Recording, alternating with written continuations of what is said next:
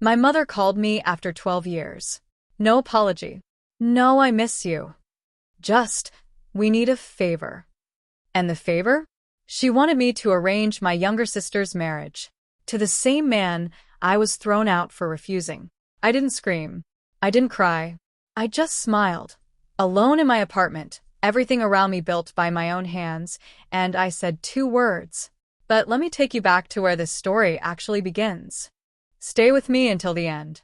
Because what I did next, what I said on that call, and what happened in the weeks after is not what you're expecting. No courtroom. No public confrontation. No viral post. What I did was quieter than all of that. And it was permanent. This is a her silence story. And silence, done right, is the most powerful thing a woman can use. My name is Sarah. I'm 30 years old.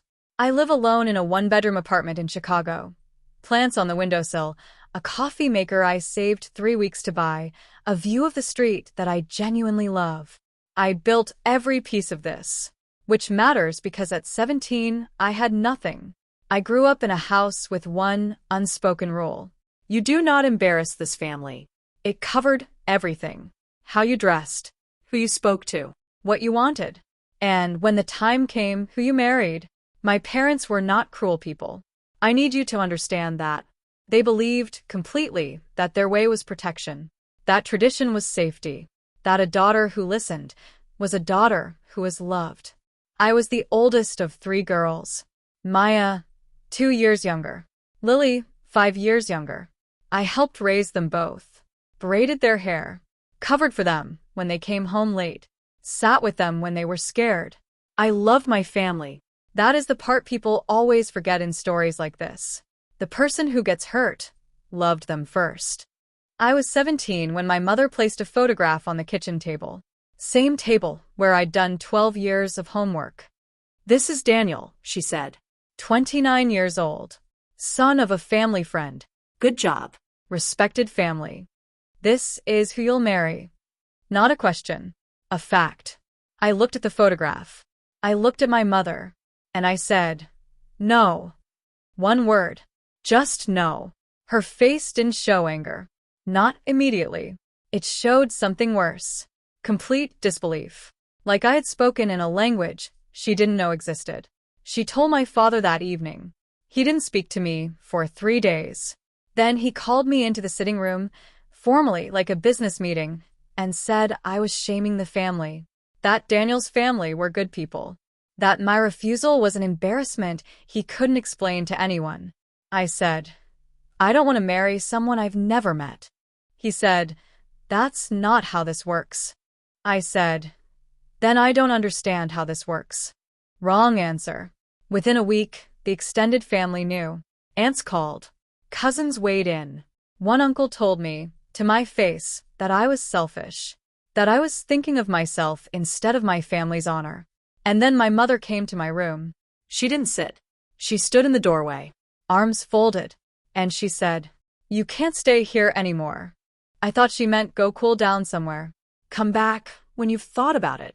She meant permanently. You've made your choice, she said. Now go live with it. I was 17 years old. I had $40 in my wallet, and my mother was telling me to leave. I packed 1 bag. I didn't argue. I didn't beg. I didn't cry, not there, not in front of them. My grandmother found me in the hallway. She pressed money into my hand.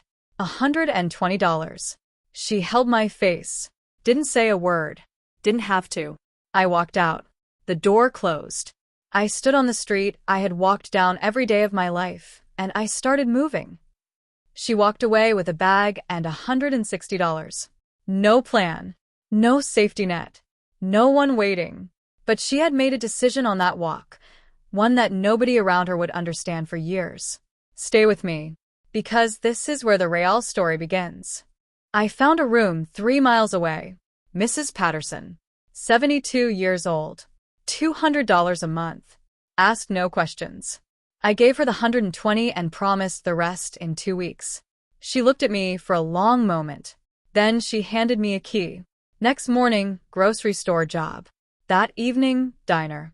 7 days a week. 4 months straight. I finished high school on my breaks. I studied on the bus. I graduated. Nobody came. I did not call my parents. They did not call me. I cried for 3 nights after leaving. Then I stopped. Not because the pain was gone, because I made a decision. Every hour I spent crying was an hour I wasn't building. So I stopped crying, and I started building. Community college at 19. Business administration. Small loan. Both jobs. Midnight study sessions. Graduated at 22. Junior manager at 23. Senior coordinator at 25. My own apartment lease at 27. I stood in that empty apartment. Bare walls, scuffed floors, 2 windows with real light, and I sat on the floor. And for the first time in 10 years, I let myself feel the pride. Not the pain. The pride. I had done this. Every piece. Without $1 for my family. Without one phone call of support. Without one person in my corner who shared my last name. That is who I had become. Cold. Calm. Completely self-sufficient. Which is exactly why, when my mother called 3 years later, she had absolutely no idea who she was dealing with. Before I tell you what she said on that call, I need to tell you about one thing. Something I had kept. All 12 years. A single document. Sitting in a folder on my laptop. Nobody knew it existed. Not my friends. Not my colleagues. Nobody. We'll get there. But first, the phone call. Tuesday evening. I was making dinner. My phone lit up. 12 years. 0 calls. 0 messages. Not one birthday. Nothing. And now, MOM on my screen. Like no time had passed. I turned off the stove. Sat down. Answered. Her voice was the same. Older at the edges. But the same. She asked how I was. I said fine. Pause. Sarah, she said. We need to talk about Maya. Maya. My little sister. 22 now. The one who used to fall asleep on my shoulder. My mother explained. They had found a match. Good family. Good man. They wanted my help, my professional reputation, my connections, to reach out to his family. Vouch for Maya. Make the arrangement happen. Then she said the name. Daniel. Same man. 12 years older. Same family. Same arrangement. I said nothing. Let her finish. Every single word. Then I said, has anyone asked Maya if she wants this? Silence. Because 12 years ago, nobody asked me, and I think you remember how that ended. I won't speak to his family. I won't use my name for this. But if Maya wants to call me, directly, privately, just her, I will answer. Any time. Any hour. That is my answer. My mother's voice changed. She said I was selfish. That I had always been selfish. That this proved I never cared about this family. I let her say all of it. Every word. Then I said, you removed me from this family at 17. I didn't fight it then. I'm not fighting it now. I built a life without you. A good one. And I will not spend one piece of it arranging a future for a girl who hasn't been asked what she wants. Tell Maya she can call me. Goodbye, Mom. I hung up, sat in my kitchen, stove still off, dinner half made, and I felt nothing dramatic, just quiet. The kind of quiet that comes when something unfinished for a very long time finally closes. 3 days later, unknown number. I almost didn't pick up. I did. It was Maya. She cried for the first 10 minutes. I let her. Then she said, I don't want to marry him either. I said, I know. She said, what do I do? I said, whatever you decide, you won't be alone this time. That document I kept? 12 years ago, I had written everything down. The exact date. The exact words my mother said. The $40. The room. The first job. Every step. Not for revenge. Not for a lawsuit. I kept it because I was 17 and terrified, and I needed to believe that someday, what happened to me would matter to someone. It mattered to Maya. I sent her everything. Every detail. Proof that you can leave with nothing and build everything. My parents haven't called since. My apartment still has plants on the windowsill. The coffee maker still works. The street view is still good. Sometimes, late at night, I think about that 17-year-old girl standing on a familiar street with one bag and nowhere to go. And I want to tell her just one thing. Walk. Just walk. You have absolutely no idea what you're about to build.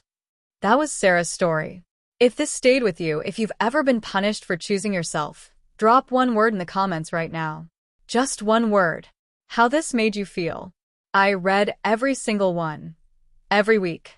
And if you're new here, welcome to Her Silence. This channel exists for every woman who is dismissed, discarded, and underestimated. Every woman who went quiet, not because she gave up, but because she was building something nobody could see yet. New story every day. Subscribe. Turn on notifications. Don't miss what's coming. Until then, stay quiet. Stay strong. Your silence is not weakness. It never was.